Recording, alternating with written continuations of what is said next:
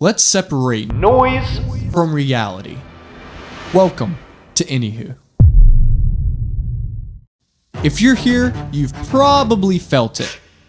Every major story doesn't feel like news anymore. It feels like a narrative. One outlet says one thing. Here's what I would tell you about the Democratic Party. They're wrong on the border, they're wrong on crime, they're wrong on... Another says the exact opposite. The legislatures, all these politicians, whether they're pro-choice or pro-life, can't hide behind the Supreme Court making these decisions for them. They have to. And somewhere between the outrage, the panels, and the breaking news banners, the actual facts get buried. Headlines designed to trigger you. Segments designed to keep you watching. Opinions disguised as information. That's where Anywho comes in. Here's how this works. We start with what the mainstream media is saying.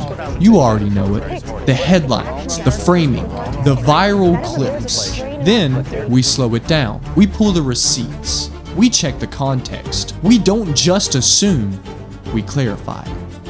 No screaming. No telling you what to think. Just clarity.